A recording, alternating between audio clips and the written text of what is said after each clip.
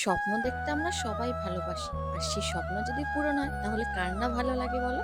ঠিক তেমনই আমার আরো একটি স্বপ্ন পূরণ হয়ে গেল দিদি নাম্বার ওয়ানে গিয়ে। এটা কিন্তু আমার ফার্স্ট টাইম অডিশন, এর আগেও আমি দুবার অডিশন দিয়েছি, কিন্তু কোনো লাভ হয়নি তখন অডিশন দিয়ে। কিন্তু এইবার অডিশন দিয়ে যে আমি সিলেক্ট হয়ে যাবো আমি ভাবতেই পারিনি। যখন ওদের থেকে কলটা আসলো আমার বিশ্বাসই হচ্ছিল না যে আমি সিলেক্ট হয়েছি, আমি রচনাদির সাথে দিদি নাম্বার ওয়ান খেলবো। কলটা আমার কাছে এমন দিনেই এসেছিল যে নেক্সট ডেই ওদের শুট ছিল, তাই আমি ৭-৫ না ভেবে আমি হ্যাঁ করে দিয়েছিলাম যে আমি দিদি নাম্বার ওয়ান খেলতে যাব। ওখানে পৌঁছে যে ভিডিও করবো তার একদমই সময় ছিল না আমার হাতে, কারণ আমাদের মেকআপ রুমে চলে যেতে হয়েছে। এদিকে তোমাদের দাদা কিন্তু সেটে চলে এসেছে একদম বাড়ির সবাইকে নিয়ে। আর হ্যাঁ, দিদি নাম্বার ওয়ান কিন্তু আমি একা খেলিনি, আমরা শাশুড়ি বৌমা একসাথে খেলেছি। কিন্তু সত্যি সেদিনকে আমরা যতটা না এক্সাইটেড ছিলাম তার থেকেও বেশি ছিলাম নার্ভাস যে কি হবে, কেমন খেলবো। কিন্তু সত্যি সেটে ওঠার পরে কিন্তু আমাদের সব ভয় পালিয়ে গেছিল। আমরা দারুণ মজা করে খেলেছি, দারুণ এনজয় করেছি আমরা সবাই। সবশেষে কিন্তু তোমাদেরকে থ্যাংক ইউ না জানালে একদমই চলে না, কারণ তোমাদের ভালোবাসা, তোমাদের সাপোর্ট ছাড়া এটা একদমই সম্ভব হতো না।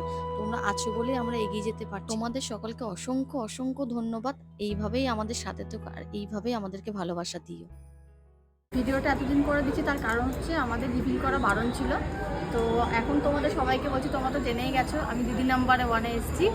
তো দিদি নাম্বার ওয়ান খেলেছি, দারুণ মজা করেছি এখানে রচনাদির সাথে দিদি নাম্বার ওয়ান খেলে।